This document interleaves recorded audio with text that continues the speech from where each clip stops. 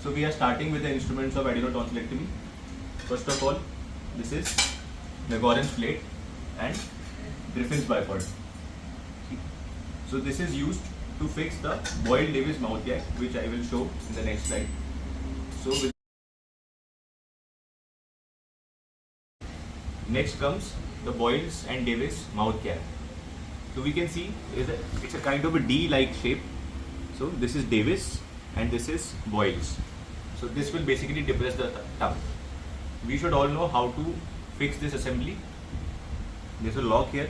We need to press this lock, and these are teeth guards. So teeth and tongue should be together. So many students commit a mistake. They do not know how to fix it. So teeth and tongue have to come together. So press this lock from upwards. This will come down very easily without any traction, without any force, and then you can leave it. And at what position you want to fix, you can fix it, and the lock mechanism works and it will stay. This is the complete Boyles-Davis mouth gag, which can be fixed with the help of Megorens plate and Griffin's bipod. So in what cases Boyles-Davis mouth gag can be used? So basically adenoidectomy, tonsillectomy are the most important surgeries in which Boyles-Davis mouth gag can be used. In some other oral cavity surgeries also, where we need to open the oral cavity, this instrument can be used. So after we have fixed the Boyles-Davis mouth gag assembly, the next instrument which will be used in tonsillectomy is, this is Dennis Brown tonsil holding forceps. We can see the box joint and the two edges. The two edges which will be used, they will grasp the tonsil, but they will not tear it, they will not cut it. So we will hold the tonsil and pull it in medial direction. Okay. Now the next instrument to be used is Vox forceps. It has two teeth and one teeth here. So with the help of a single teeth, we will give the incision, which is called J-shaped incision, over the superior pole of the tonsil.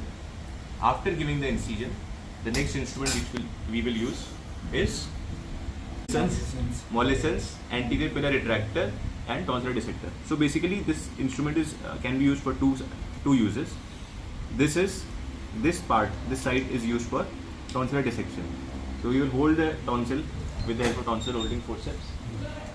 This is anterior pillar retractor, part of Molleson's tonsillar dissector only. So this will help in retracting the anterior pillar to see that the whole of the tonsil has been removed and there are any bleeding edges. Right? Holding forceps, and with the help of tonsillar dissector, we will dissect the tonsil from its bed up to the inferior pole. When we reach the inferior pole, the next instrument to be used is Eve's tonsillar snare. So this is Eve's tonsillar snare. It has a wire, a metallic wire.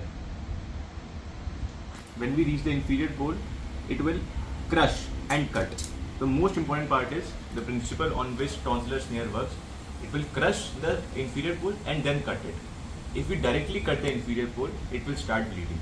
But when we crush it, the vessel freezes basically, and thromboplastin is released, leading to hemostasis. Next comes St. Clair Thompson's adenoid curette. This is with guard. So this is basically guard. So what does it guard? It guards the adenoid tissue which we will remove. So when we will remove the adenoid tissue using this curette, the adenoid tissue will stay in this because of the guard. Otherwise, it can detach and sometimes it goes in the suction. So how are we going to use the adenoid curette? We will hold it in a pen-like fashion, right? Pen-like fashion. And we will insert in the oral cavity. And when we reach at the near the pharynx region, we will turn it 90 degrees and now hold it in dagger-like fashion, right? So this completes your adenotonsillectomy.